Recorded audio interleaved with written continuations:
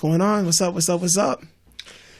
Everybody, welcome to another edition of the Savage Sunday podcast. It's your boys, Lloyd Williams and Andrew Gray, once again. Hey. We're here. We're back. What's up, man? We're a little late, but... we're always a little late. Yeah, but... It's okay. We'll just chalk it up to nationality, you know? I guess it doesn't mean it has to be on Sunday. It's true. It's the name of the podcast. You don't know. Maybe we drop it on Sunday. Maybe we talked on Sunday. It's the beginnings, man. The roots are always a little bit messy. And then when it starts to grow, it starts to make more sense, right? How about we get some like sponsors or something like that? And then we'll be more responsible. We'll be more responsible. Yeah. Yes, for sure. All right, man. So, what's been going on with you, man? How's everything been since the last time? Not bad. I can't complain. I'm a little under the weather today. Yeah? From yesterday till the today. Heat, yeah. That was nuts. Everybody at work had the sniffles. Yeah. And, whenever it rains at work, that's when I have to go outside the most. Oh, that sucks. Why is that? Why do you have to go outside? Because what specifically is the reason why? This is when all the clientele comes and needs samples or something, and it has to be something from outside. So just incidentally, that's just how it just works out that way. It just works out that way. Yikes. I was out there at least 8 times today. True.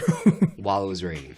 I have the opposite experience. Usually when it rains, I don't even know what happens. I come outside and it's wet all over the ground and I'm like, oh, okay. So I guess, just lucky in that way, I guess. I don't know. No. Yeah. Gorgeous days. I'll be inside all day. Sure. And not know anything about it until sure. Too much. You hear people tell you in passing conversation how nice it was. Oh, man. All right, man. Well, pretty much the same thing for me. Just trying to avoid getting sick. Everyone is sick. Like, everyone is sick. People that I don't even, I would never, ever look at them as being people who get sick have been getting sick. I feel like I'm like the last person in like a survivor in a post-apocalyptic movie. You know what I mean? Where zombies are running around. I just feel, I feel that way. Like, I'm a hugger, and every time I try to go hug somebody, I'm sick. It's like, holy you don't even look sick. Yo, don't worry. You're gonna have plenty of other opportunities for this post-apocalyptic movie. No, for sure. I'm telling you. That's my dream. What? Yeah, you say that now until the rise of the robots comes. Yo, I'm ready, man. I'm ready. I know enough about the robots, the simulation, quantum mechanics, all that shit. I'm ready for whatever. Nobody knows enough about all that, bro. I'm ready for all of it. Nobody knows enough about them. Yeah. Oh, man. Yo, you seen them videos from Boston Dynamics? Yeah. Why? I know. Why? Because they can. Because they can. Because they can. That's why, bro. We're going to give any context, are we? It's going to be like, yo, you saw that? Yeah. All right, moving on. Basically, everybody that's listening to this obviously has been on YouTube. Just look up Boston Dynamics. I'm pretty sure they have their own channel. I think they do, and all the latest developments in AI specifically. And robotic mechanics. Yeah. Robotic mechanics. Yeah. Basically, and just teaching these robots, how to flip, how to never fall down, how to call on other robots to assist it when it can't open a door. Yep. So basically, any possible advantage that we might think we have over the robot, we're going to learn too late. I don't know, because I'm not expert in AI at all, but I've heard experts speak, and they're saying they're far from figuring out the nuances in the human movement. Like the things that we have to do, the how we process things, like let's say going to grab a door, giving that algorithm to a robot is extremely long process. Being able to reach for the door, twist it to a degree without breaking the door, and then knowing when it's at enough, and then pulling it without yanking the door off or using too much force, all those things. At some point, the robot's going to know it can run through the damn door. Yeah, but I'm just saying, you know what I mean? Like, they're going to be limited. Like, it's going to be like we run up a tree and they can't climb the flipping tree. That kind of thing. That's what I view it. That's how I see it. I don't see it as them being ultra intelligent until like 100 years later in movement. We shall see. Yeah, for sure. Well, we won't see. We'll be dead, but yeah. Because well, this happens earlier than that, but I don't think so. You watch Terminator movies before? Of course, yeah. Right. Those are realistic, right? Yeah, you know who Skynet is, right? Yes, I know who Skynet is. Yeah. For people who don't know, it's Google. There's parallel, I know. It's Google. In our parallel world, it's Google. Okay.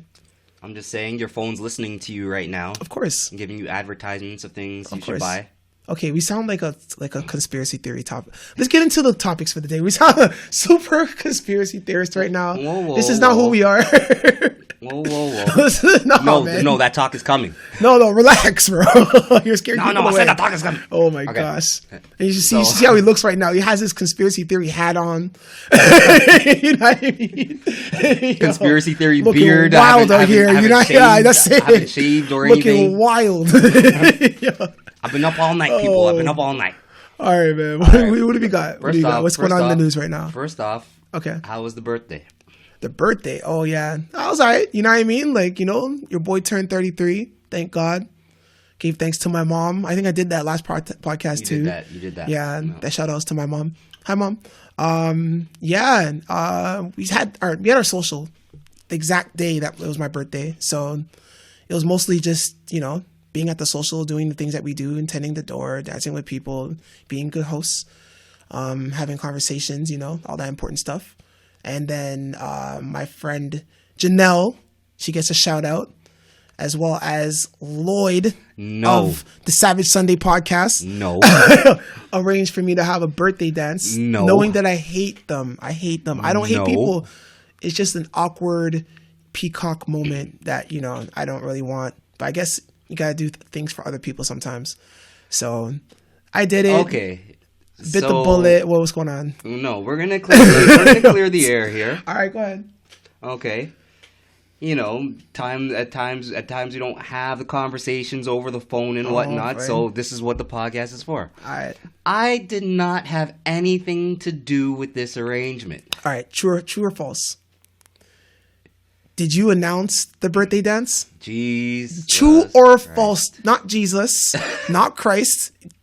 Watch your mouth for saying the Lord's name in vain for all the Christian listeners. Sorry. And for Christian listeners, I got one or two more in me. So. But okay, so true or false? Did you or did you not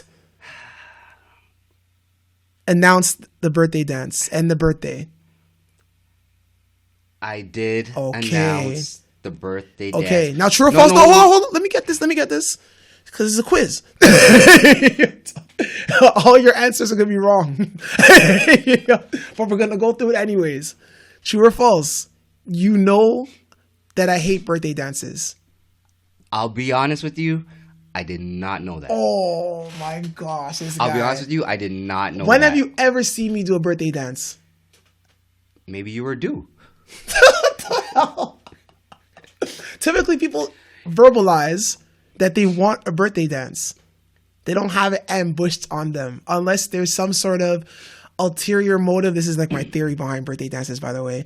Ulterior motive by like the organizer to get good footage of them dancing with really good follows or leads. Okay. To be fair, that's what I'm saying. To be fair, I did get good footage. All right then. But that wasn't the point. I know, but I'm just saying a lot birthday dance. I don't think you did that, but I think a lot of organizers do that exact thing. They try to, No. They don't go for every single birthday that's happened. But if they know a good dancer that's having a birthday, they will either throw them into the fire or ask them or urge them on to a birthday dance so they can get good footage of them dancing with multiple of the opposite dancer, lead or follow. No, that makes perfect sense. Okay, so this was probably the first birthday dance that I've ever seen you do. Actually, no. Oh, I think I did one more. No. I think I did one. You know what? What one?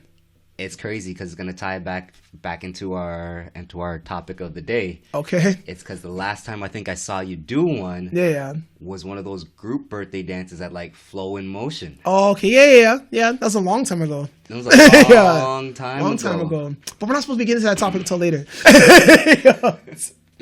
Don't worry. We'll get into that after. But we're gonna get into talking points there. Okay. Anything that's come up in the news of interest? So, if I'm screening the news, I gotta just jump on things that kind of for sure, man. jump on out of me. Yeah. I feel like I could talk about or whatnot. It doesn't have to be the most popular thing. You know, there's tons of news outlets for that, right? Well, what's the point of bringing up Trump? What's the point of bringing up... Fuck Trump. The Kardashians. Fuck Trump. Fuck the Kardashians. I know that triggered a lot of people, huh? Yeah, I'm not saying all that. That triggered a lot of people. I'm not saying all that. I don't know them. Nah, man, I know them.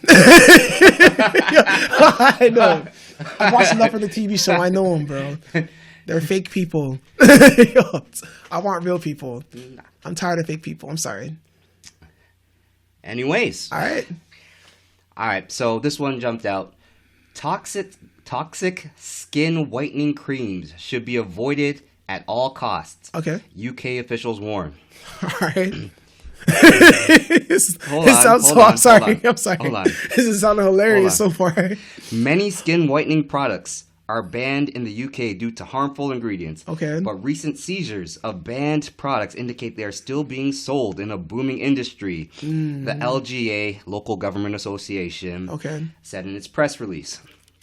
Most of those products include the banned ingredient hydroquinone, a bleaching agent. Props to you for saying that on one take. I don't know if I said it right, but sound confident as hell. We're going with it. Oh, a bleaching agent, which is the quote unquote biological equivalent of paint stripper. Okay. Yikes. The LGA in its statement, it essentially removes the top layer of skin, increasing cancer risk and potentially causing liver and kidney damage. All right. Mercury, another common banned ingredient, can cause reduced resistance to bacterial and fungal infections, liver damage, anxiety, depression, or psychosis, according to the World Health Organization. Huh. Skin creams containing banned ingredients are very dangerous and could seriously damage your health, scar you for life, and even kill you. So they should be avoided at all costs. Okay, so basically what it's saying is it does its job, and it'll fuck you up in the process. That's what I'm hearing. No? Pretty much. I wonder, though, what does it do to melanin? Like, does it just destroy the melanin out of your system? And that's why when you get, it's like you get exposed to the sun, it could cause skin cancer easier? I think it would have to. It's like it just strips it completely out of your skin. White, black, whatever kind of skin you have. Like the things to block out the sun. Yeah. Yes. Wow. This is stupid. I can only see one use of this. This would be for like someone has vitiligo and they're trying to even out their skin. You know, I would see, okay, yeah, like, because they may not want to have that condition to deal with that condition, even though I view it as something that's beautiful, organic, real. You know what I mean? Yeah. But not everyone views those things those ways. So, you know, I can kind of empathize, I guess, in a way, if that was me. Yeah, but makeup also evens things out. Well, of course, true. Yeah, but it's just that, you know, you take off the makeup and then you're still dealing with the situation, and then you're dealing with a complex where no one actually is seeing the real you unless you allow them to. You feel more comfortable. It's like it's another level of being naked. You know what I mean? I get it, but at some point in time, you're going to have to be naked. For sure. But, you know, it's like the idea of men being able to take off their shirt and women are not, because they're more naked with their shirts off than we are.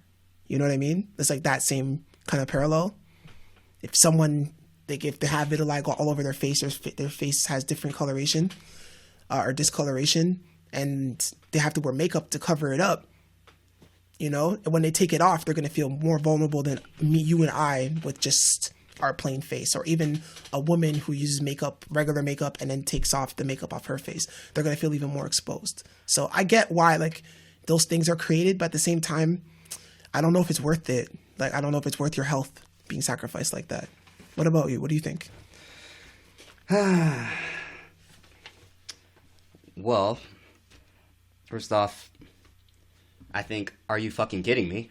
Well, yeah. Yeah. Like, people are willing to go through this just to become lighter, basically. Yeah, if it's just to become lighter, this is ridiculous. It's literally, that's pretty much what it is. Yeah. And you see that type of thing in the media. Like, you ever see that that commercial from Asia where basically there's an Asian girl and a black guy. Yeah. And then, she's flirting with him. Yeah. And then she pushes him into like a washing machine and he comes out like this light Asian guy, basically. Yeah.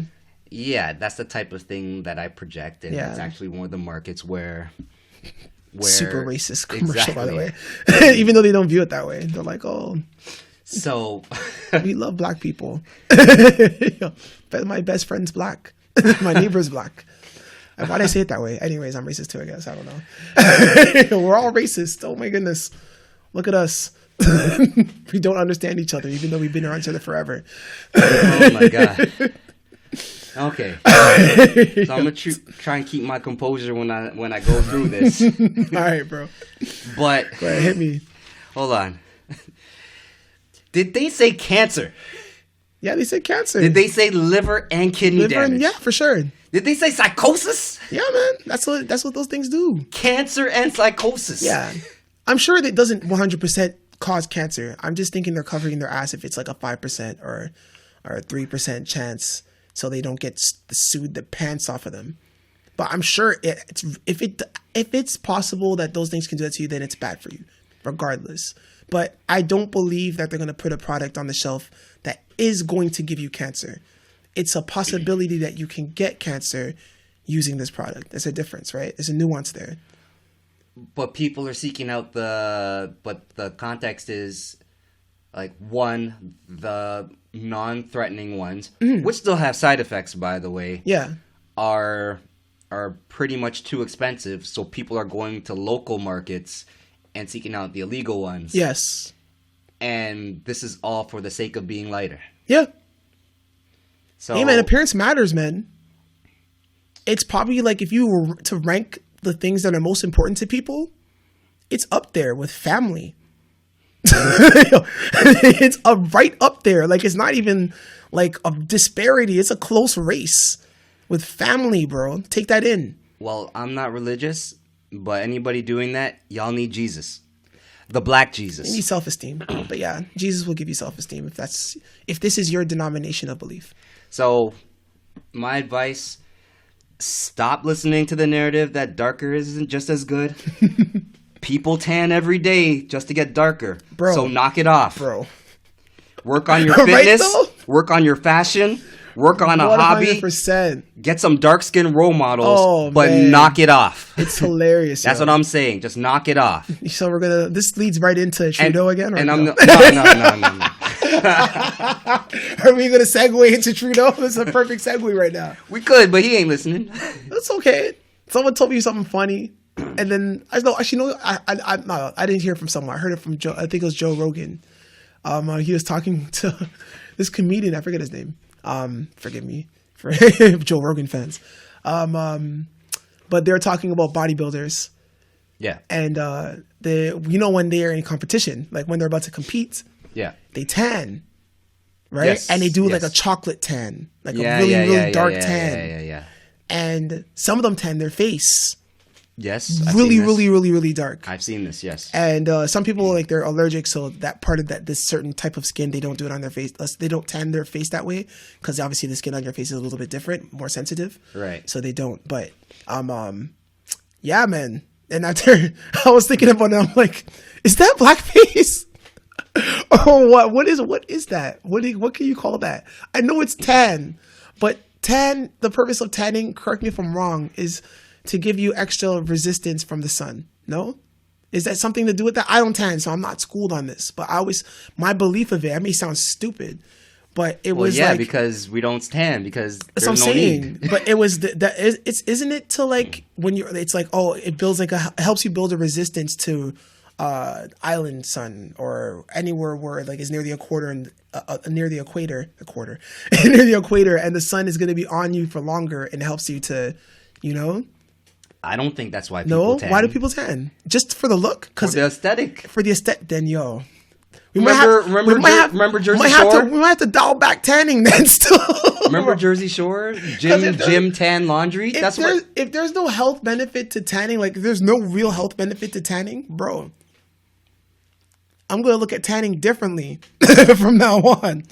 I'm just saying. Going to tanning for the health benefits and I'm just saying, if there is no health benefit to tanning, I'm looking at tanning differently for the rest of my life. There definitely cannot. Can't be like. I'm just telling you, bro. There can't be a health benefit to tanning salons. Okay, those are everywhere for sure. I don't know if someone's because people are like, oh, I'm gonna go on vacation. I'm gonna get my tan.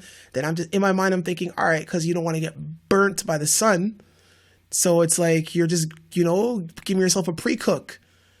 You know what I mean? So you can cook better when you're in the sun. Like you're not going to get overheated. Like when you put put chicken in and you put it at a really high temperature and the middle won't get cooked. You're burning the skin of it, right? Like for no reason. But it's like, I don't know.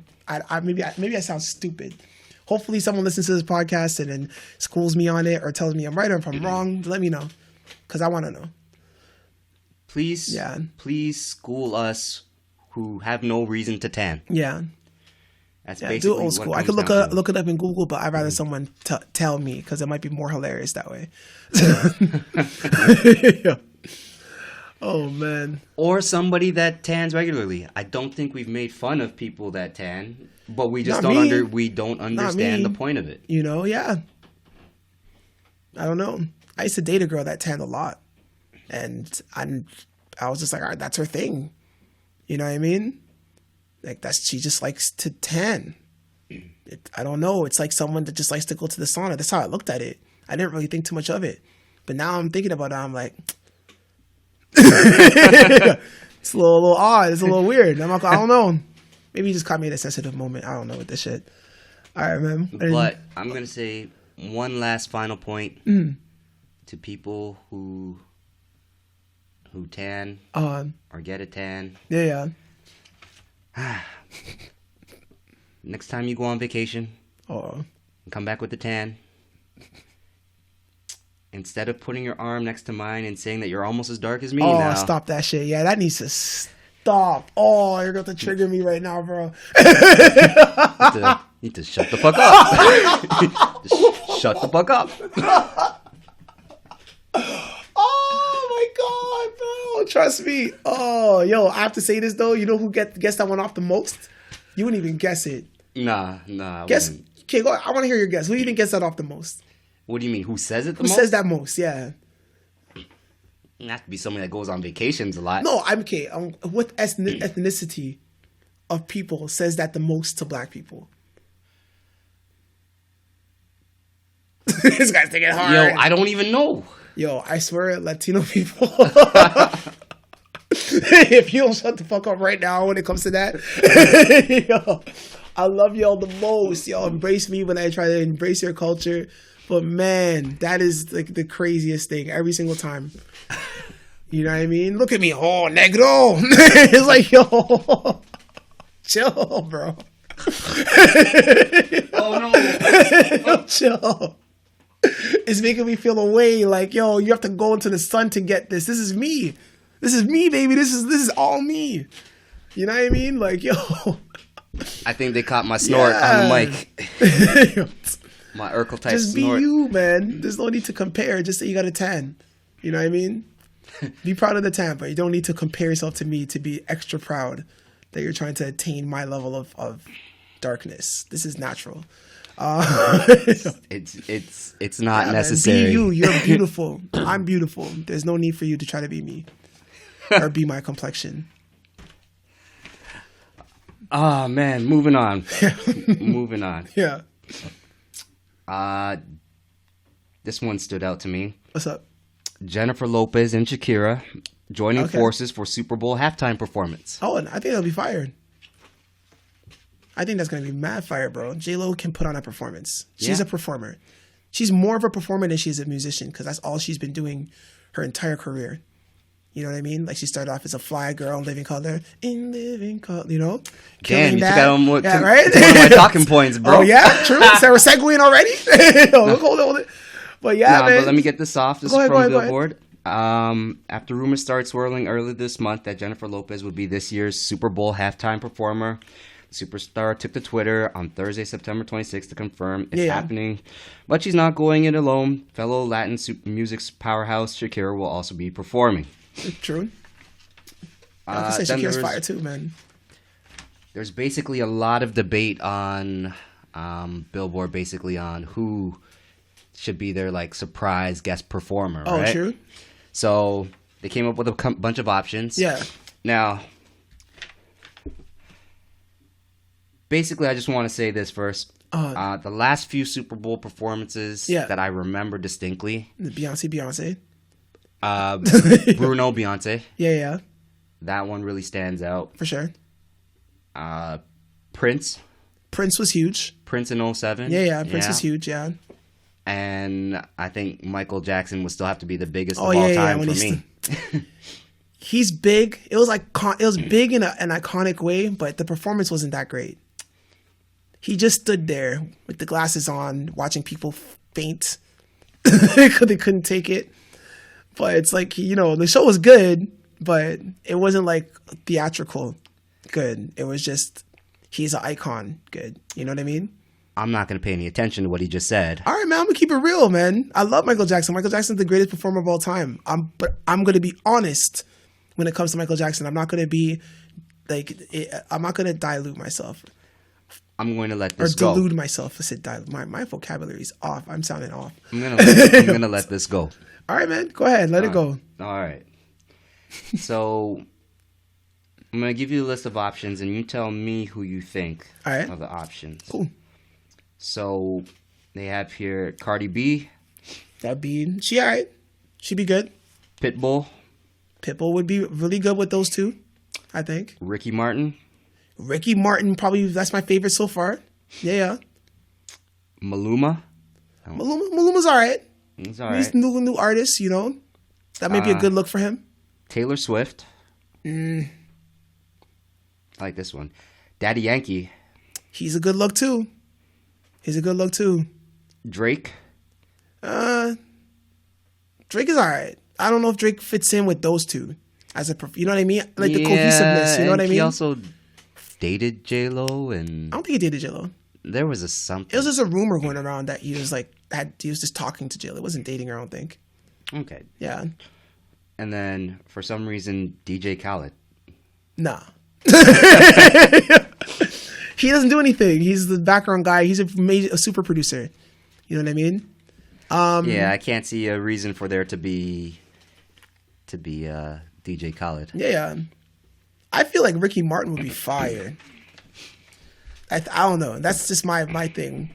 I think he'll hit like all the different he'll check all the boxes that are not really checked that are by J-Lo and Shakira.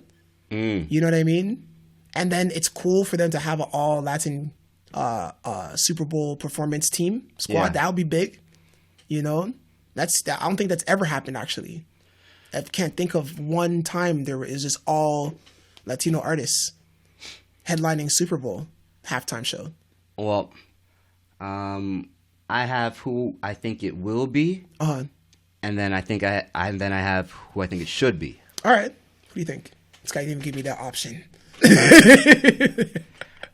Option wasn't on the list. I had to come up with my own. Oh, snap! You didn't even put those as the rules. Who I think it will be. Well, I couldn't run the risk of you saying what what the option should be. I think it'll probably be like Cardi B and Pitbull. Okay. Like I said, that would be good. Cardi B's becoming a better performer, which is good. Because she's kind of a super raw artist, Like, she's only been famous for, 3 years? And it was never her objective to be famous, so she wasn't prepping all those years while she wasn't famous. It's kind of like 1 year of prepping and then 2 years of stardom, so... Yeah, and then I like the... But she's gotten so far with the time that she's had. Plus, she had that hot single. Yeah. Her remix to classic Cha-Cha. Oh, I Like It Like That? Yeah. Yeah. So there's that. Yeah, that's true. I like Maluma, but I don't think that he's well enough known. But he has that hot salsa remix with Mark Anthony. Yeah. So those are who I think it probably will be. Now, who do I think it should be? It's gotta say Mark Anthony or something. Hold up. Hold up. Who do I think it should be? Enrique Iglesias. No, See, you just fucking shit up. I'm just yelling shit into the abyss, my G. Romeo Santos. Oh, that'd be fired. Yeah. Could you imagine what that would do? Nah. Yeah. He's an amazing concert. Cause I heard he did. You heard about that concert in New York, right? At MetLife. No, I think that was like maybe, I don't think it was maybe last weekend or 2 weeks ago. But anyways, MetLife is like a huge venue and he filled it up, 80,000 people. Dude, if they went and they brought him out and he did a little bachata thing. There's no bangers though, bro. You need bangers. Like he has a solid audience. He is the best bachata artist of all time.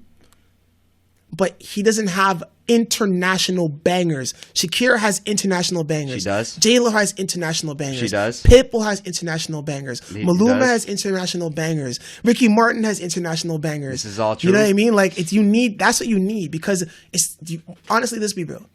Middle America is going to be viewing the Super Bowl more than the rest of America. This is true. They're not going to know who Romeo Santos is.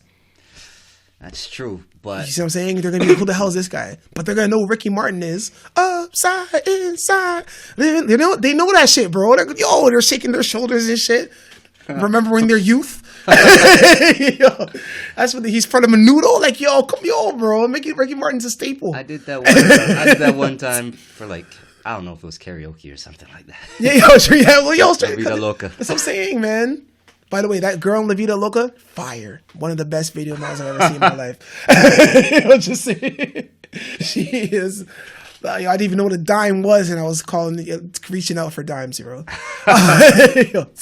So full 10. You don't even see her face properly. You just see her lips. I don't even know what her eyes look like. She's a dime. She could have cross eyes, lazy eyes, everything. I don't know. Still want it. Anyways, I'm saying that's who I think it should be. Yeah. That's a should be. I feel you. Who it will be, like you just said, Cardi B has America needs to know them, bro. Romeo is not known. I'm not saying it's gonna happen, but if there was justice, it would be. I feel you. He's my out of all of them you named, he's probably my favorite. But I'm biased. That's bachata. You know what I mean? He's true. One of my favorite bachata artists of all time. This is true. Like to me, he's the best bachata artist of all time. You know? And people will say, oh, well, there's others. Like, yeah, I know. But he is like the GOAT because he can do it all and give you all the feels, not just the one feel as far as bachata sounds go. But anyways, that's a different topic. We're going down a tunnel right now. Other thing I wanted to bring up is that... Bro, Shakira is 42 and J-Lo is 50, and they're still fire. Snacks. That's all I see. I don't see numbers. I see snacks.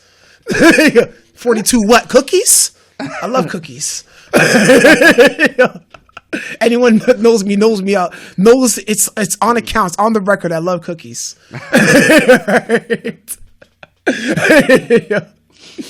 Yeah, man, they look amazing for their age. I'm just gonna say they look amazing. Yeah, amazing. They look amazing. Like someone told me, Latino women they crack after 35. Lies. Take care of your skin. Drink water, and then you won't have elasticity. Yo, they're setting the standard. They're setting the standard. Yeah, man. That's what it is. So I just want to touch on like my favorite Jennifer Lopez is still. I think it's pre J-Lo. Pre J-Lo. When I was thinking back to it. I like when people are underrated. Yeah. So you're a hipster. Fly girl. That's a hipster. I'm just letting you know. Whatever, that's a definite. Okay, just say you're hipster. I was thinking of like Fly Girl Jennifer Lopez. Yeah. For those who don't know, she was on. Okay. Sorry. Go ahead. Go ahead. She was a dancer. Yeah. On the sketch show In Living Color, legendary sketch show. That's when she was really J-Lo from the block. Yeah, that's or Jenny from the block. Really, for real. Not for commercial. I also really, really liked her in the movie Out of Sight with George Clooney. Okay, yeah, she's good in that. I liked her more in was it Money Train? I liked her more in Money Train than in Out of Sight. Yeah, I didn't even think about with the Snipes and yeah. Woo. Yeah, she was nice to me. I don't know. She was nicer than that. That's a good one too. That was a good one too. Yeah. But I like that JLo the most. I like that one too. I like the one you're talking about as well. And then back in the days, I think it stretched into I'm Real with Ja Rule. Yeah, I like that. Well, if you have my love, I think to me, like this is me being super shallow. I was probably the most on JLo's jock when she came out with her first single, If You Have My Love. True. Like, that was like a moment. There was like a couple girls. I was like, 13? And like, you're 13, you obsess over the opposite sex because you're raging in hormones. It's like the closest to natural to steroids you could get. You know what I mean? Yeah. And it was like, I think it was Christina Aguilera, Britney Spears, and JLo at that time. And and Maya Harrison. Yeah. I went all across the board, pretty much. True. Yeah, man. Oh, Brandy, too. Brandy. Whew. All right. I'm going back. Monica, Christina Milian. Yeah, they're too. Oh, Christina was nice, too. Yeah, man. Tweet. Whew. Anyways, okay, we're going into a wormhole again. Yo. And then, man. Same with Shakira. I mean, she got that vampire DNA going on. Yeah. And of course, Hips Don't Lie with Wyclef. Yeah, true. That's what I remember. Yeah, that was 2005. 2005. Wow. 2005. Yeah, man. 14 years ago. Yeah. And then when I saw her on The Voice, just like a couple years back. Yep. It looked the same. Yeah, man. Don't know what's going on. That surgery water. Is fire. Them plastic surgeons out there, boy, they earn their money. They earning their money. I don't believe that. They are reversing time out there. They know how to stop time. They're the real time travelers. If you want to learn how to time travel, go see Dr. Miami, Dr. Dominican Republic, Dr. Colombia, any one of them.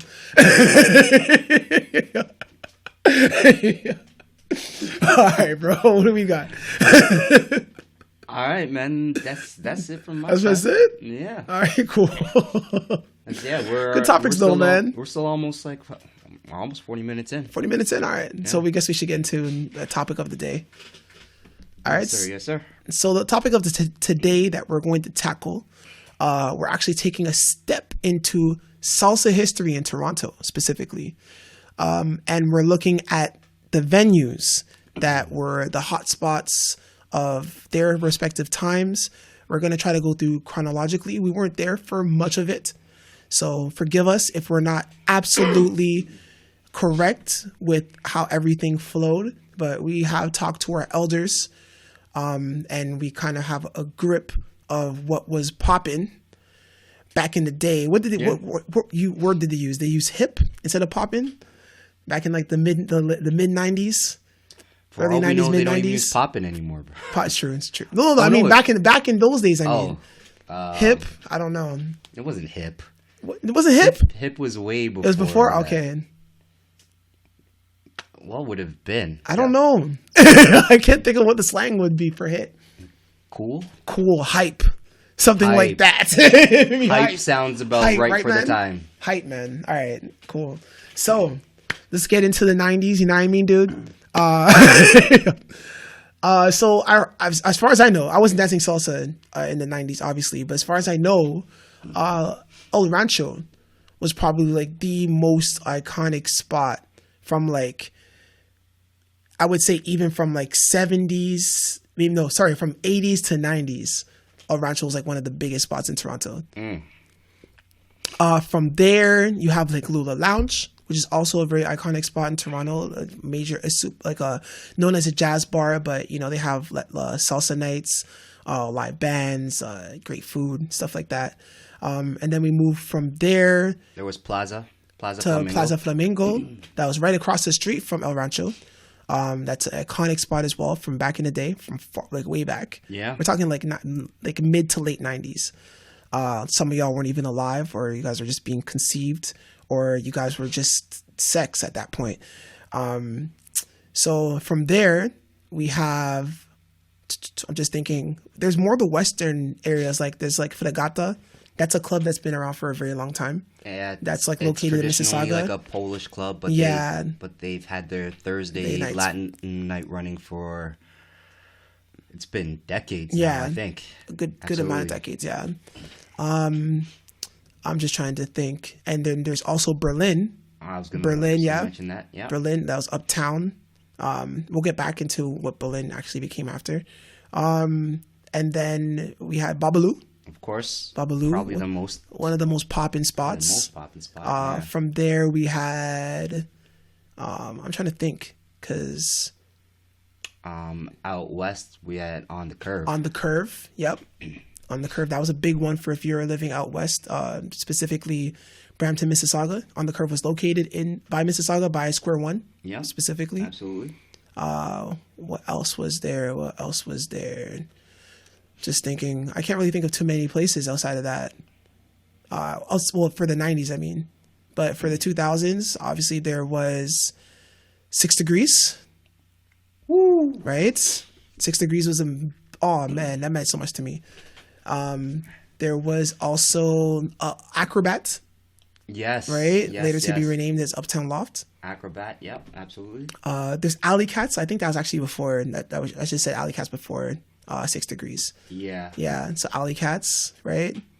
And then what else is there? It's all I can. It's all. That's what I can really think. That's pretty much it. We're going off the top of the dome, kind of. You have a good idea what we want to talk about, but we're just naming off these iconic spots that were kind of before the times that we were in right now. So we'll get into what these spots kind of meant to us specifically. As you know, myself and Lloyd have been dancing for 10 years now. Something like that. Yeah. I think for me, 10 years specifically, but for you, maybe a bit longer, a bit less. I'm not sure. I didn't really start coming to Toronto until 2011. Yeah, but you still went dancing though, because I want to get into the times before we got into Toronto and after. You know what I mean? I'll start with myself so you can kind of see and follow my vibe. So I started dancing salsa, as many people know. They probably heard this story many times before, in 2009. And I was terrified of, actually, well, I'll get into it. So the first time I went out dancing with my class was to 6 Degrees. And 6 Degrees, it's a club by Young and Egg.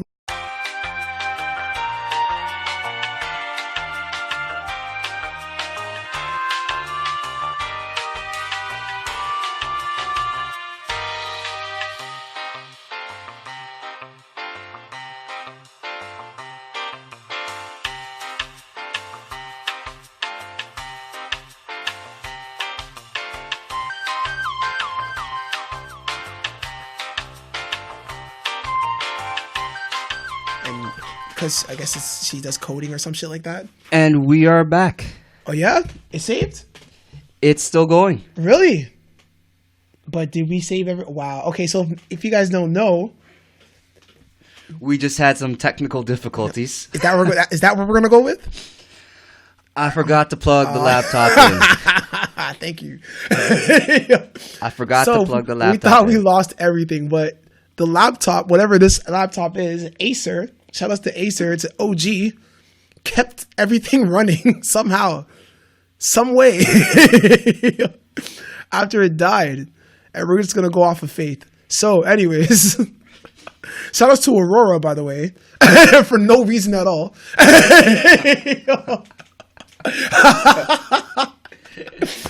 All right, so we don't know how much of that got recorded. We'll figure that out after. Yeah. I didn't say anything crazy. So I feel no ways. So anyways, getting back into our topic. So I first went out to 6 Degrees. I was nervous as fuck, bro. I'm gonna relax and be frank about the situation. I've been dancing in this dancing class, in the salsa class, for probably about 3 months, and I was doing 2 weeks. Right? I was helping out the instructor because there was a lot of women. I was a man, men lead, women follow. No, of course I don't mean that. But at that point, that was my understanding of it. I'm obviously much more educated now than I was then, 10 years ago, mind you. So relax. Yes. So I'm there. I'm nervous. I'm at 6 degrees. Mind you, I'm dressed up. I got myself, a nice dress shirt, dress pants, nice shoes. You know what I mean? Nice little Kangol hat, looking like a Peaky Blinder out there. And I could not move. There were so many amazing dancers that are still in the scene that were slaying the dance floor, like absolutely crushing every song, musicality. People were going off. People were trying really hard. You could see just seasoned dancers on that dance floor. And it's the club vibe. People are very much clubbing and drinking, and they have the VIP section and the upstairs, and they got the stage, and the DJ's DJing off the stage. Word. And like there's an MC. The MC's controlling the evening, stopping it. There's shows. All this stuff is happening. It's just amazing. Like there's around the corner, the bathrooms are tucked away. It's just like a venue that there's just so many different angles that to be caught up in that, you know what I mean? Yeah. And seeing these amazing dancers and feeling a little bit insecure, I couldn't move. I didn't dance one dance. So that was my first experience. And then I just I'm not coming into Toronto. I'm gonna keep my ass in Brampton. You know what I mean? I'm going to drown in these big waters if I go to Toronto. I'm going to keep in the shallow waters of Brampton and possibly Mississauga, and that's it. So my nights when I first started going out were I just went to Furagata on Thursday, right? Mm-hmm. And then I went to practice all the other days, or not practice, to classes all the other days, and I went to On the Curve Wednesday. So I went out Wednesday, Thursday. True. And then I went to classes on the other days, if there were classes available. Wherever in Brampton or Mississauga. And that was my thing. For a long time, it was just On the Curve and Fregata. As I started getting better, I heard about the TDS Sunday Social, where they danced LA style. That's what it was called, LA style. Because at that point, I was just dancing salsa cubano or cocina herrera. Okay. And I was learning Afro-Cuban and stuff like that. So I didn't know anything about, other than what I seen on YouTube. Right. Didn't know anything about LA style. And so I went to TDS, and there's an instructor there. She diagnosed me as a level 3, assessed me. And I was there, and I went to TDS's course. It was a great community. I had a lot of fun at TDS. The course was a bit easy for me. But that's neither here or there. And then I started gaining more confidence, and I'm like, all right, I'm going to go on nights in Toronto. And a lot of people from TDS used to go to Acrobat. And so I went to Acrobat, right? Yeah. And then I found out Acrobat's right down the street from 6 Degrees. And there's some people from 6 Degrees that go to Acrobat. And I was scared, but I was less scared because I had a community of friends that could support me through my anxiety.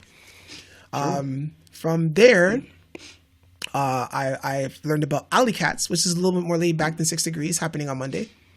So I added Alley Cats to my mix, which I met a lot of people at Alley Cats that were in the exact same boat as me. There weren't too many elite dancers, quote unquote, going out to Alley Cats at that time. So I would go to Alley Cats all the time. That was my shit. I met a lot of my friends there. Shout outs to Carol. I met her there. Shout outs to Lionel. I met Lionel at Alley Cats. True. You know what I mean? A lot of friends that I have till this day I met at Alley Cats. Shout out to everyone else that I didn't mention I met at Alley Cats. And then I transitioned, I gained the courage to go with a group of friends back to 6 Degrees to reclaim my pussiness or my dickness, whatever you want to call it. Me being a coward, basically not dancing at 6 Degrees at all. And the second time I went there, I danced the entire night, it was a great experience. And I really got to be enthralled in the vibe, and we were dancing reggaeton too, and merengue, and bachata. Manhood. No. See, manhood. I want to say that because that's toxic. Oh Lord Jesus! Women don't call their stuff sisterhood or womanhood. You don't know that. Do they? You don't know that. We don't know. I don't know. There's so many genders now.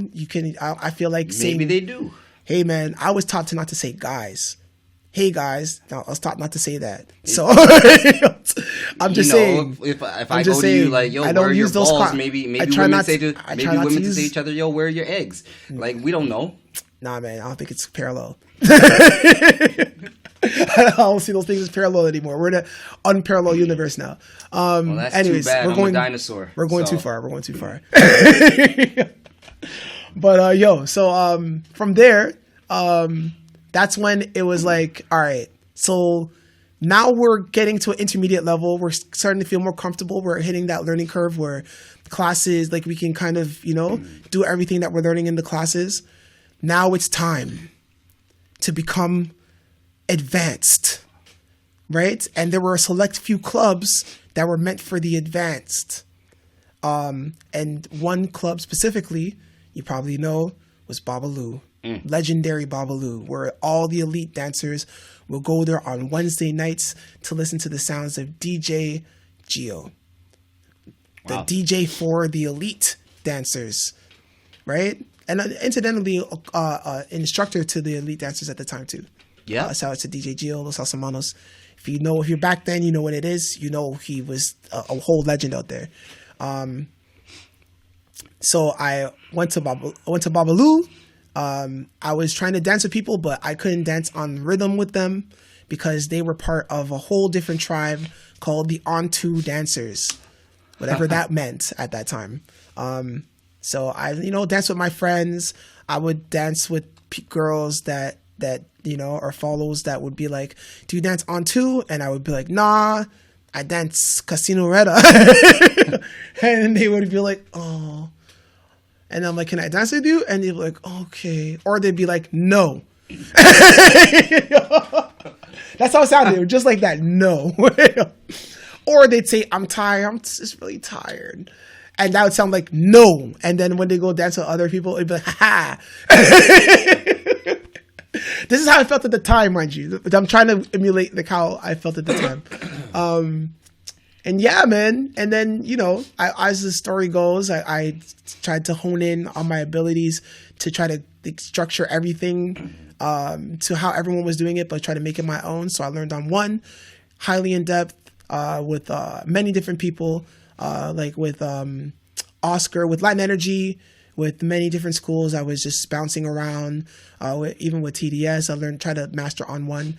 And then from there, I was forced into On2 because I got to a point where many dancers didn't want to dance with me. You remember that period when you're trying to learn On2 and then they're like, yo, you're going to learn it and you're not dancing on one ever again because I'm not dancing with you on one. Never had that. Never had that? Okay. Wow. I went through that. Yeah. And then I learned On2 and then I'm still in the process of trying to master On2. And that was like the old era of venues for me. That's not like the current era as we are now. But yeah, that was a long rant. Anyways, how about you? How was your journey? I'm going to shut the hell up and drink some water and listen to the story of Lee or the Book of Lloyd. Nah, I'm good. All right, bro. Could you imagine? Right? Timestamp that. We're gonna cut that. I keep thinking of the Chappelle special. Yeah. When his friend asked him to be on the R. Kelly. Oh, not his friend. Yo, he said that girl, Star Jones, or Dream something. Dream Hampton. Yeah, it's Star Jones. Like, I said Star Jones. Sorry. Damn, what year is it? Right? Oh, yo, Dream Hampton. Yeah, Dream Hampton. Like, would you like to be on special? And he's like, nah, bitch, I'm good. Facts. Right? I want nothing to do with that guy, especially since. Yeah. Oh, man. So where do I even begin? Mind you, there's some people that, might need a documentary about them in the salsa scene, and that's all I'm gonna say. True. Just gonna Those say that. Facts. Gonna throw that shot out there and just leave Those that alone, facts. Just know that Andrew's shooting shots in the air for now. All right. So where do we begin? So for me personally, I didn't really start coming out to Toronto till probably 2011. When I got started, like all my stories about how I got started in salsa are stories of hate. So yeah, you're filled with hate. Yeah, it's okay, man. Yeah, it's okay, brother. I know when I hug you, I feel it. Like you're like, all right, I'm done, and I'm like, I'm not done though. But you shut down. It's okay, bro. I love you, man. It's all the same. Yo, I've let it go since the Raptors won. True, that's true. You feel a lot more looser now. The chip is gone. Yeah, man. The chip is gone. You're moving. You got fluidity now. So how I got started, I don't want to get it too much into the stories, but basically, one time I went to my cousin, his cousin's wife's birthday party. Yeah, who's your cousin? If anybody out there is listening that knows him, his name is Wesley Small. Okay. I'm sure Andrew has a lot more to say about Wesley Small than I do. No, go ahead. You got it. He's a very well-known social dancer and salsa traveler, basically. Huh. That's an understatement, but yeah. It is an understatement. So I went to his wife's birthday party at their place together. Yeah. And at this point in time, this is probably, I don't even know if it's 09 or 2010, but basically what had happened was, this is the first time I even knew that he danced. I couldn't imagine. I didn't even know. And so, I'm there, I'm at the party, I'm hanging out with his sister. Yeah. Tamara, because she drove me there. Yeah. Right? And hi, Tamara. all of a sudden people like turn on the salsa, and I'm like, what the fuck is going on right now? What is this? It's about to go down. Yo. And I just see people dancing together. I'm like, holy crap, this is so freaking cool. Yeah. And so after it was done, basically his sister showed me this picture of him in like the newspapers, like a Toronto Star article he had cut out where he was featured, and this is when he was with City Dance Corps. Yep. Shout out City Dance Corps. Hey, it's gang. And so after he was done dancing, I went up to him and I was like, "Yo, that was amazing. So where did you learn? And he never gave me the name of his school. All he said, I can tell you guys are related. All he said to me was, hilarious part. Go ahead. I need you to be quiet. There's just so many similarities, man. I'm still seeing them like more and more every day. All he said to me was, "Oh, there's a lot of places in Toronto that you could go to learn." And I was like, "No, where did you go to learn? Where'd you go to learn? I want to learn this." He's like, "Oh, you can find anywhere in Toronto to go and learn." And so, I took that the wrong way, and I just nodded my head. I just nodded my head. I was like, I know how I would have taken that. I'm like, all right, man. And then you think this salsa's all for you, huh? I'm gonna take my chip out and I'm gonna double dip in your salsa, my G. Try to keep it to yourself. Yeah. And I'm laughing about it now, but this is exactly how I took it. This is how exactly up until probably a few years ago I took everything. Yeah. That's true. Yeah. And so the next thing I did was seek out where I could go to learn to dance salsa. Mind you, at that point in time, the internet and searching for these types of things isn't like it is now. Yeah.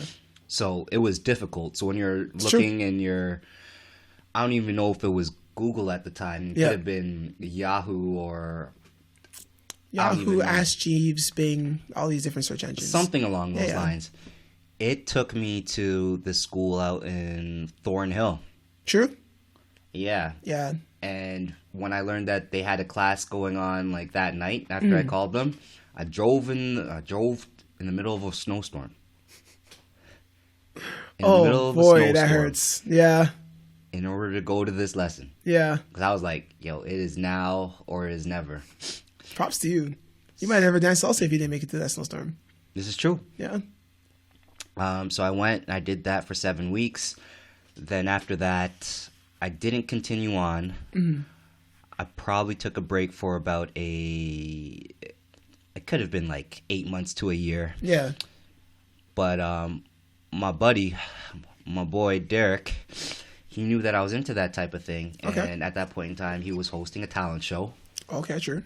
And this dude by the name Gonzalo auditioned for the talent show. So The Supreme Republican Gonzalo. I don't want to get into that. All right. Basically, I don't think he made it through to the actual talent show. Okay. But he and my buddy got talking, and he let him know that there was this place that he teaches out of called Tropic Salsa in Brampton. Mm-hmm. Yeah. This is in downtown Brampton. This is like right where the it's right across from the LCBO. It's in downtown Brampton. Yeah. Like off of George Street where you have that parking lot or whatever. Yeah. It was right over there. Okay. And so he brought me over there, and that's where I danced for about it's probably 09 at this point in time, because I was there for at least a couple of years. Yeah. And it was a cool experience because during the summer, we dance out in the park and everything like that over at Gage Park in the gazebo. Gonzalo would bring his ghetto blaster, and we'd just play music and we would dance the entire time. And then,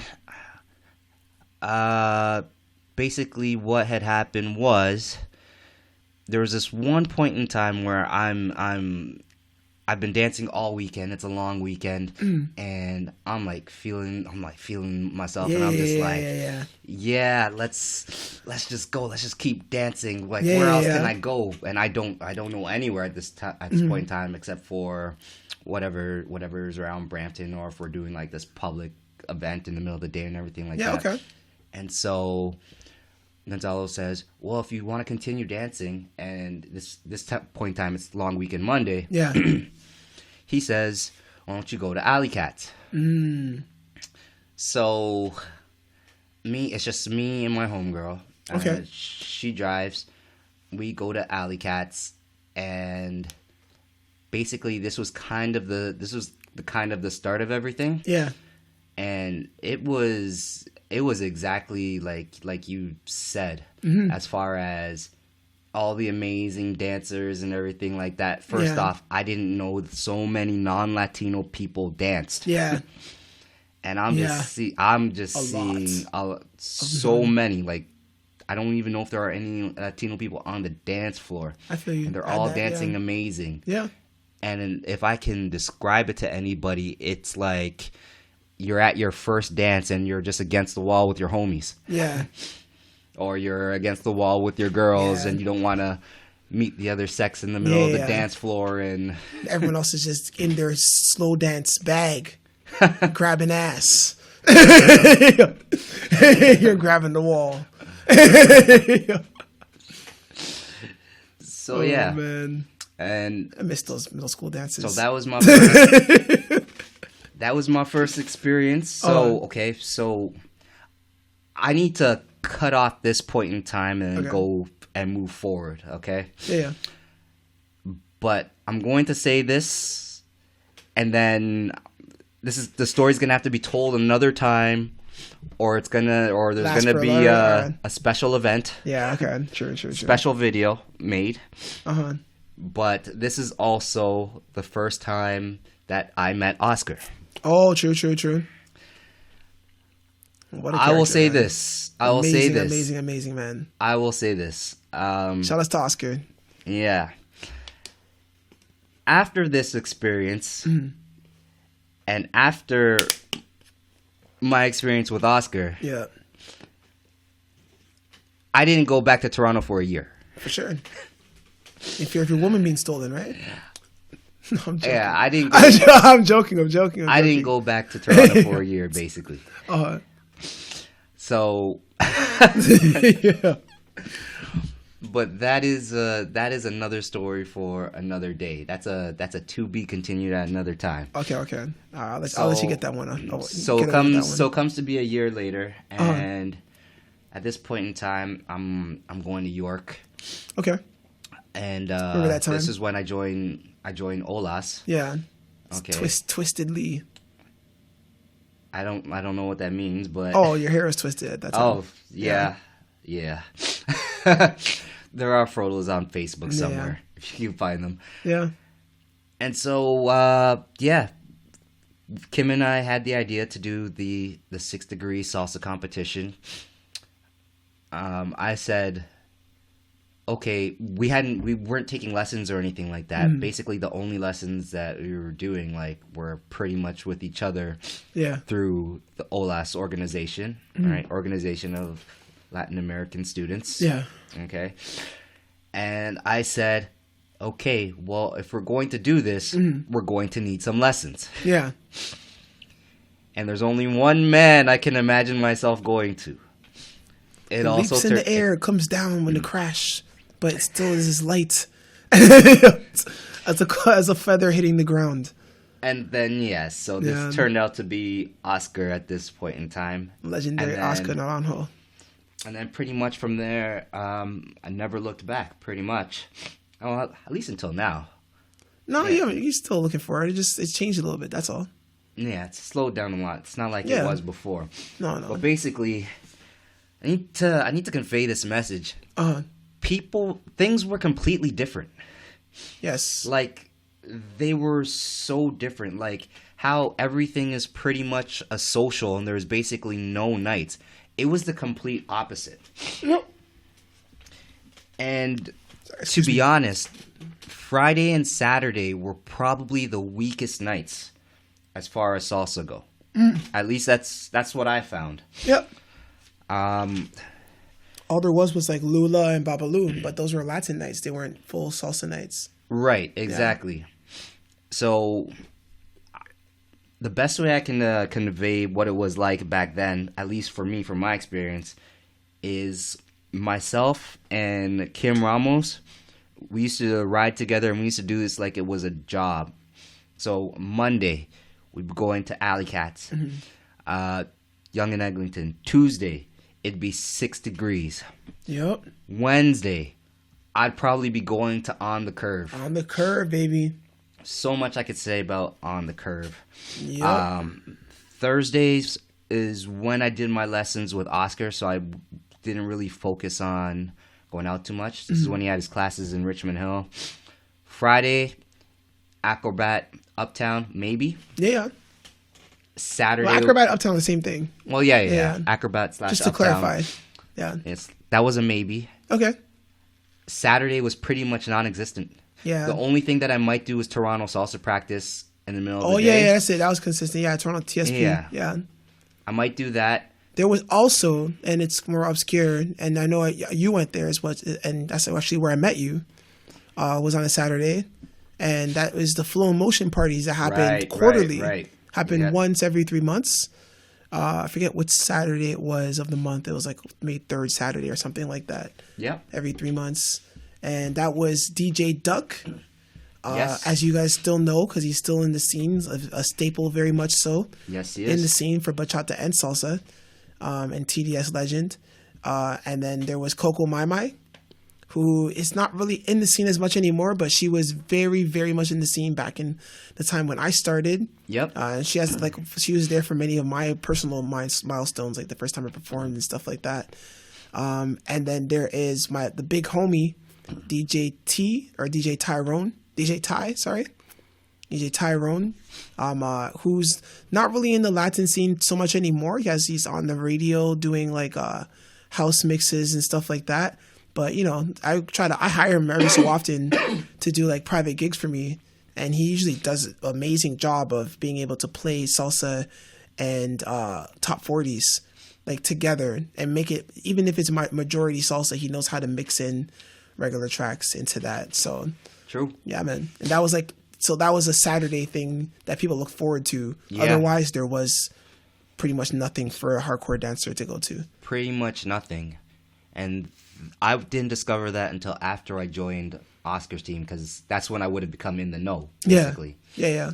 And then beyond that, it was Sunday Social. Yup. Still going. Yup.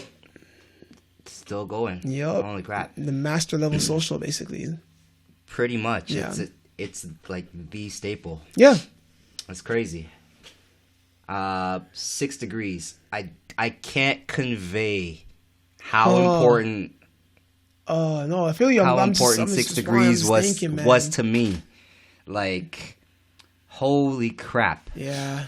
Like, when I had like much bigger dance goals than I do now, like, it all went down. It all started at 6 degrees. Yup. 6 degrees was when I saw Rob Charisma. The first time Captain Canada, as I like to call him. Yeah, basically. First time I saw him slay. Yep. Was at the 6 degrees competition. Yep. The first time I saw Clifton. Yep. Clifton and Andrea. Yeah. Killed it. Yeah. And not far behind at that point in time was Danilo and Tia. Oh, Danilo, yeah. No. I'm playing. This guy, it wasn't even a different division. I'm playing. Yeah, Danilo and Tia, they were actually my favorite routine that year. Yeah. Yeah. It was so dope. Mm-hmm. But that was the Toronto section. They had the international competition. Yeah. It was the biggest competition in the world. $7,000 payout in prizes. Yeah, and biggest competition in terms of payout. This is when I first saw David and Paulina. This is when I first saw Rafael and Karini, who just like lit a fire under my ass. Is it Karini or Karin? I say Karini. Maybe it's Karin. You say Karini, I say Karani. Let's call the whole thing off. Somebody can correct me someone will verify later. that for us. Yeah, that's fine. One of us is right. Or maybe we're both wrong somehow. True. Very well could be. Did we see from out of Philly? Darlin? Emotion. Darlin. Yes, Darlin Garcia. That was Darlin and Liz. And was it Liz? Yeah. At the time? I believe so. Ernesto, yeah. And his partner. I forget his partner. I forget her name. Is it Maritza? Yeah, it was Maritza. Yes. Yeah. Yo, this was fire. Yeah, man. We didn't have Karen Ricardo, right? They didn't come that time. No. Yeah. I think they were. Honestly, if it had gone on one more year, that would have been the year that they came. Yeah. We had another couple. I don't remember. I don't recall seeing much from them after, but they're also from South America. Oh. Yeah. They did a few workshops here after the competition, but then they left. Yes. It was David and Jolie. Jolie? Okay. See, you remember. You're a super competitor. Yeah. I know you remember that. But yeah, they were here as well. Well, I took them to Brisas. Oh yeah, that's right. You're hosting them. Yeah. Yeah, I almost got them shot, but that's another story. Nothing happened that night at Brisas. Not that night. Okay. So, but yeah, that was an amazing competition. I'm actually really sad that that's gone, because that was an eye opener for many people as to where salsa is and where everybody else in the city is. Because you brought the whole world to your backyard, right? Oh, it's true. Yeah. It's true. And everybody was invested in this. And the competition was fierce 100%. back then. Yeah. Like, everybody wanted to be top dog, even though the prizes were whack. Yeah. No, it's true.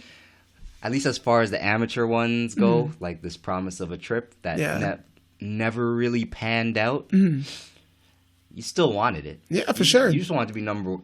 Number one, bro. If you won the 6 degrees competition, you won the top competition. I feel like that competition was even more prestigious than the Canada Salsa Congress, which was a close second.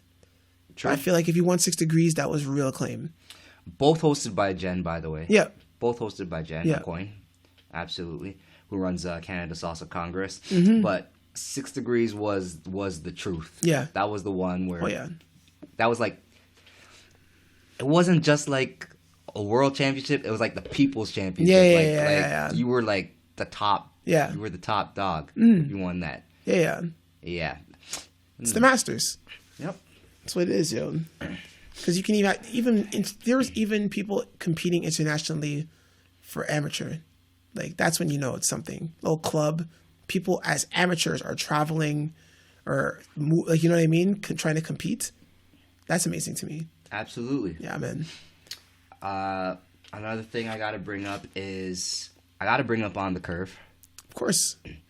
That's a big part of my salsa upbringing. It's where my cousin first learned that I had been learning to dance this whole time. He probably, it was the reveal. This was the reveal, apparently. It was the haha. Yeah. You thought I wasn't going to find nobody, but look at me.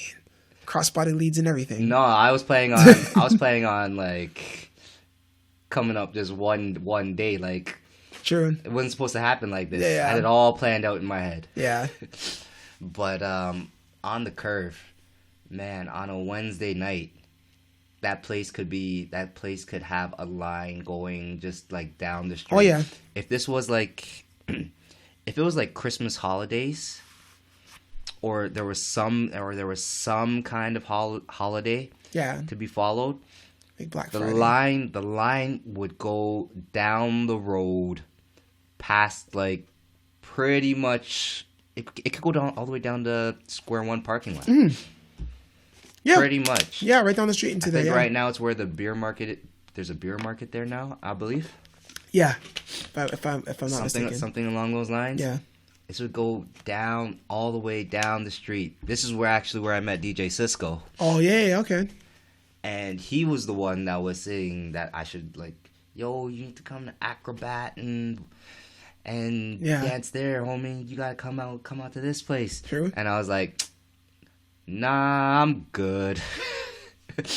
Yeah. I was just happy in the GTA, but there's a lot of people that I met through On the Curve. Sure. And then, unfortunately, On the Curve caught itself a rival by the name of Anco. Yep. And that was that. And that was that. Yeah. It just couldn't sustain it anymore. Yeah, a new venue is tough to compete against. But there were great times at On the Curve. Yeah. I think it was like $3 Coronas. Yep. At that point in time, yep. And like maybe $4 shots or something like that. It was nuts. It was nuts. That truly was not Toronto. When you saw those prices, you're like, that's not Toronto prices. Not at all. Yeah, man, that's that Peel region prices right there. To get people to come out, you know what I mean? They want to give you the incentive to drink, not just to go and dance. But Toronto's the opposite. It's like, all right, you either pay a lot of money at the bar or you dance and buy water that's $4 because we getting our money. Don't think that we ain't getting our money one way or the other. You drinking something, we making our money. Yeah, well, even back then, Toronto, it's probably headed in that direction. Yeah. But as it stands right now, you just want to buy water and dance. I don't, but most people do. Mm. Yeah, but man. Yeah, those are some fond memories that I have of those times. And now we're in I would say, the era that we're in right now. Like, we have Dovercourt House, all like the first, second, third floor, basement. We have that vibe. There's what other place? Estonian House. Right. You have that, right? Same kind of vibe as Dovercourt, but somewhere else. Right. Yeah. And then, what other spots are there that we really frequent? Dovercourt hosts the most socials. Yeah. Dovercourt has become like the mecca, basically. Yeah. Of all the dance socials. Yeah. In turn, it moved the epicenter of dance to Dovercourt. Like, right. Most dancing used to happen at Yonge and Eglinton because Acrobat / Uptown Loft was up there. Yep. Alley Cats is still up there. 6 Degrees was up there. Yep. You know what I mean? Like, we're on the Yonge line or just parking uptown all the time because of these 3 spots. And now we don't do that for any. Well, maybe Alley Cats on an occasion, but that's it. Yeah, man. So Dovercourt pretty much took over the nucleus of the dance floor sell, and now everyone caters to that area. You know what I mean? Absolutely. Yeah. Because there's pretty much most of the socials take place there. Mm. The only ones that are elsewhere are there's Bachata X. Bachata X is one, yeah. They have their own so studio. that's on Young Street somewhere. They have their own studio. Kisme does a lot of things like downtown and around in that pretty much that vicinity. Yeah. Right? That's all I can really think of at this moment in time. Yeah. Well, there's us, you know, but that's Dovercourt. So. But that's Dovercourt, so. Yeah. And then there's Lula, just down the street. Not Lula, sorry. Yawaka's Lounge, which is the St. Clair and Dufferin area. Now it is. Yeah, the Wanda House. Yeah. Used to be around the corner. We used to actually use that venue, but they're no longer there. They moved. But there's still a venue that gets used a lot for kids events and stuff like that. Right. But yeah, so what I was getting to though is that with like the venues that we have there are nice, but they're very close in aesthetics as one another. You know, which like I love having a place to dance. I love having a good dance floor. I love having space. You know what I mean? If you provide fans for us to cool down or AC or whatever, I'm happy. I'm good with it all. As long as you're making the efforts. It's just, for me, it's kind of sad coming from the era that we came from. Going to clubs, all these different types of asymmetrical shaped like interiors of clubs where like, you know, you're in 6 Degrees you remember 6 Degrees have like the little booths that you sit in, like the VIP area right by the stage. Yep. And then there was a bunch of little small VIP areas spread out throughout the club. Yep. That you could just sit on a bench over here or tucked in a corner over there, or, you know, like it was cool. They had the little balcony spot upstairs. That's where if you were competing, that's where you would get prepared and everything like that. Stay there. They had the stage. There's backstage.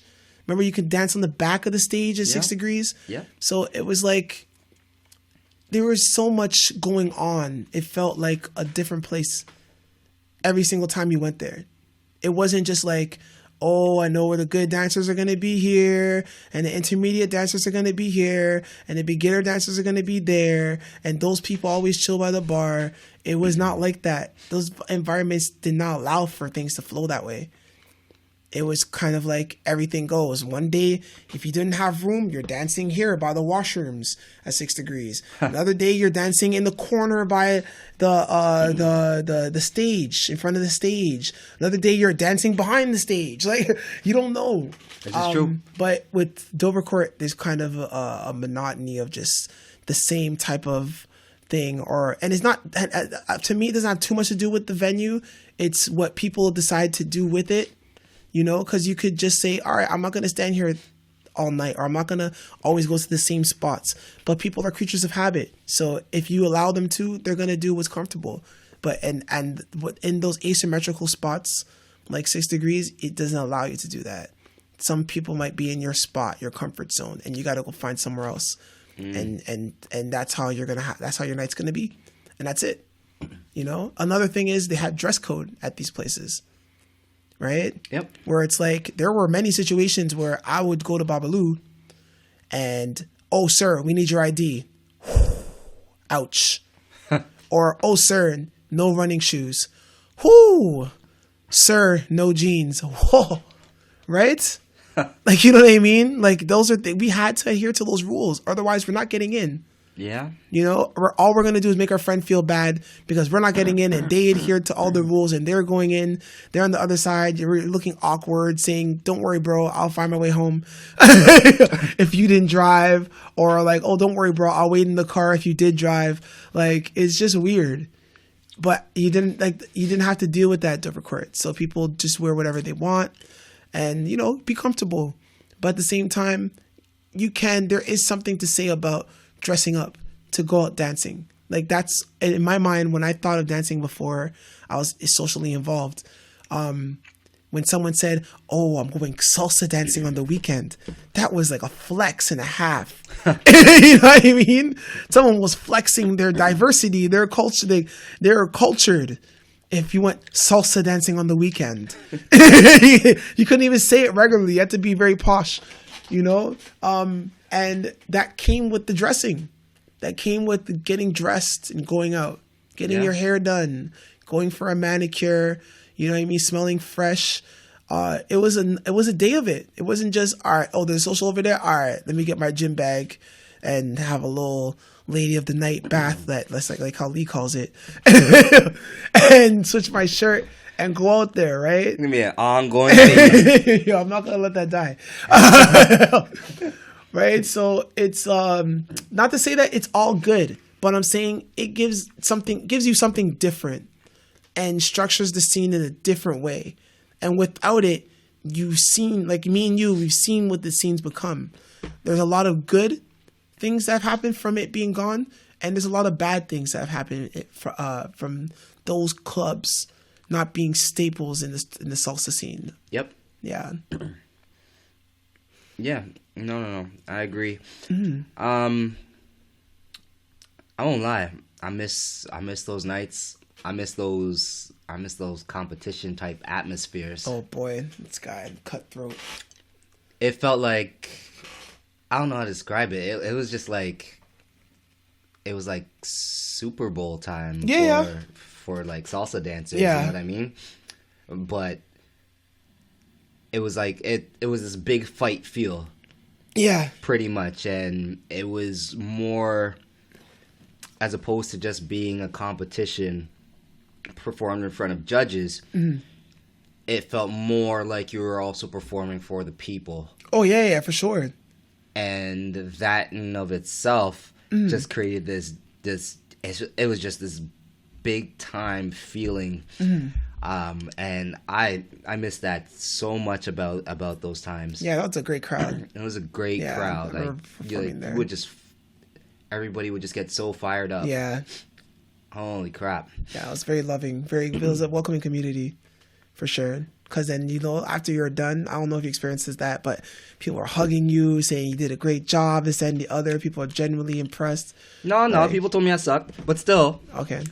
I'm joking. Awkward. This is why he's like this, people. This is why he's... So he gets fueled off of hate. He had to. It's the only seemingly the only fuel source that he had. He had to learn how to run off of it. But no, seriously, no, I understand that feeling, and people would just go and they would, you know, embrace you, and it was just this incredibly amazing feeling after the fact, regardless of what place you got in. For sure. It was an accomplishment all around. Once you get on the stage in front of everybody else, and you know what I mean, those motherfuckers, those straight up haters that have things to say about you, but they're not willing to get up on that stage themselves and show their vulnerability. They can like, you know, well, I'm gonna say it in the nicest way possible. They can suck a dick from the back. You know what I mean? Because you were brave enough to go do your thing and make yourself vulnerable and get yourself into an uncomfortable position of performing in front of people that may be professionals, may not be professionals. You don't know. It's a crowd that has many elite dancers, and you dance in front of them competitively. So if you got last place, bro, you're still amazing. So just saying. Yeah, it comes down to it. You put yourself out there. You were up there. 95% of the crowd didn't. All right, so you should always be proud of yourself. Yeah. And being a former competitor, as long as you just keep sticking to it, you have no place to go but up. Facts. You can only get better. Yep. Yo, that's a good note to wrap. I don't know. Did we get everything? I feel like we touched the new. We touched the old. We got to our old. You know. Yeah. And to the present a little bit. All right. Well, I guess closing statements. What's going on? Oh fuck! It's my birthday today. Happy birthday. No, we're not doing that. I didn't do that for you. Happy birthday. You did actually. Happy birthday to ya. I'm going to go play that back. Happy birthday to ya. Happy birthday. Happy birthday to ya. All right. Sorry, man. I'm going to give you the old. Yo, come on. All right, G. I have to give you at least the black happy birthday.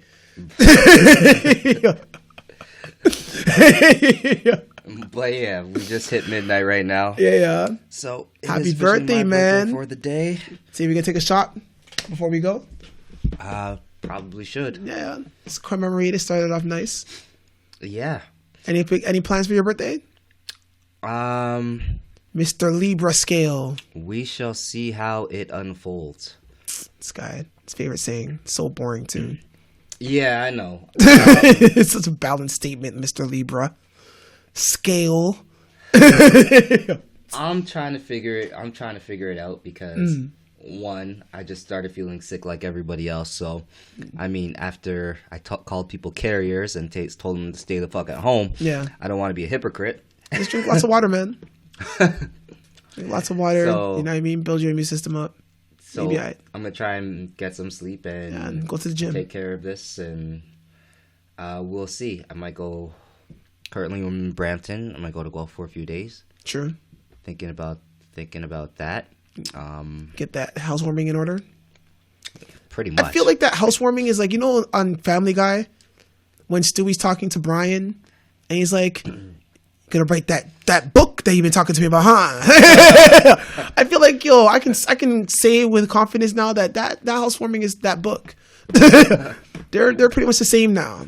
When I mentioned the housewarming, is like you're gonna go prepare for the housewarming that you're gonna be having soon, huh? Yeah, you can't even get mad. You're like, you got it. Yeah. So, yeah, I'm thinking about it. I have to make a decision quick. Okay. But there's a couple ways how it could play out. Might go take a class on Thursday. Okay. And then maybe after that, hit up Mass. True. Maybe after work, I just go straight down to that area and hit up Salsa Hepcat. Okay. Or hang out till Friday. Go down and just chill out to Sunday. Yeah. I think it's gonna be a quiet birthday, and I just plan on just like working on different things, pretty much. True. Right? But I took off Friday, took off Monday, so I'm gonna be like ultra relaxed. Yeah. Well, you know what you're gonna need to work on as well during that time? What's that? You have to learn how to convert from on one to on two, because your birthday dance is happening. The first midday fix, which is October 19th. We're going to do a special birthday dance for Lee. You know what I mean? Get that recorded, get that footage up. So you can get ready for, you know, that's going to be something big that's happening and upcoming. Also, bitch, I'm good. Whatever, bro. You know what's happening. You know, I got my MC license back. You know what I mean? I'll be in there MCing the midday fix that day, and I'll make sure we save some time for a Lee social dance. You know what I mean? A Lee bruh. So, because Lee is the bruh. Lloyd bruh, bro. Oh, Lloyd bruh. That's a nasty bruh. Now presenting to you the Lloyd bruh. Ranging in all sizes. I imagine some like obese zebra smoking a cigarette for some reason. Oh man. Anyways, by the time this podcast would have aired, the TSF 5 year, is it 5 year or 4 year? I want to say 4 for some reason. I think it's 4. 4 year anniversary. I'm on a limb saying it. Would have happened. Shout outs to Ashfan and his whole team. Yes, sir. Congratulations on 4 years, sir. That's a great accomplishment. Keep doing great things, because you know you're a staple in Toronto, and your efforts are much appreciated, as well as your whole team, your whole squad. Yeah. What else? What's going on? I think after that's that? taking up pretty much the weekend, man. Oh, Congress. Congress will be. Yeah, We'll be it'll back be on featured. before. We'll be back on before that. But we won't be. It won't air. It'll air the Sunday of the Congress. We'll see how it goes. Okay. All right. I see you have plans. I'm just gonna leave them alone. All right. So, any last words, bro? Nah, bitch, I'm good. Yeah. All right. All right. So that's the Savage Sunday podcast. I hope you guys liked it. If you did, please leave a like on the link. You know what I mean? If you have questions or comments, you can comment on the bottom in the comment section. What else? We're going to try to get this out on other avenues like SoundCloud. Yeah. And we'll see about Spotify, Google Play, all those things if it's feasible or not right now. Yep. But we want you to be able to listen to it without having to have an app open and the screen open. You can just, download it onto your phone and then do your thing. And it's not bait if you're at work. What else is there? She is not very strong when she's holding her frame. You may smell, or she thinks you're a creep.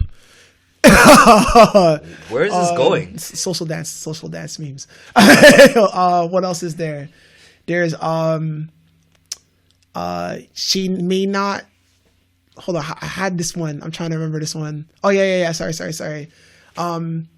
They may be a very nice person. They just have resting bitch face. So you should go ask them to dance. They may not be weird. They just have social anxiety, and they're not used to being around many people. It's not a pain. You're not sleeping wrong. Someone's doing bad sensual bachata tricks to you. Could be. These are all possibilities.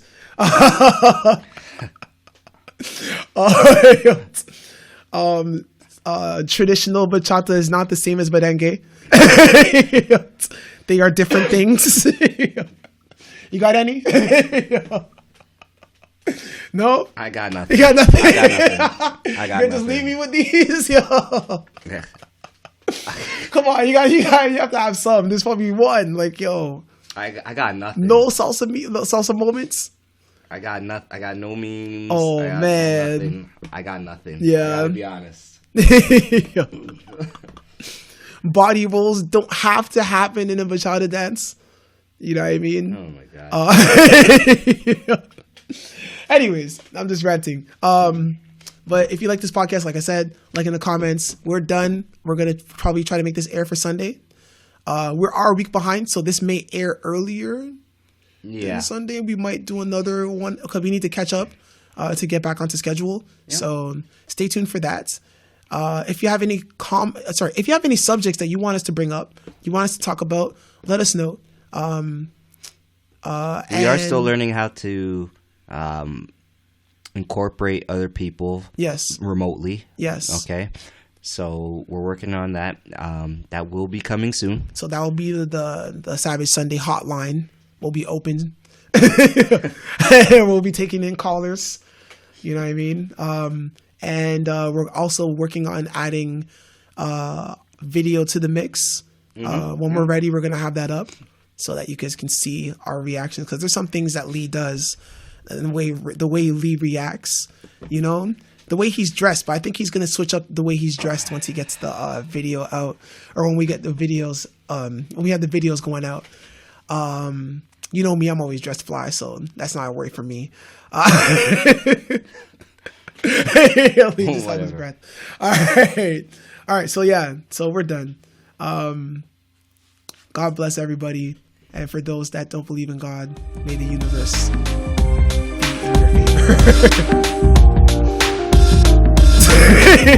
your favor. Just have fun, people. Just have fun. Signing off. Take care.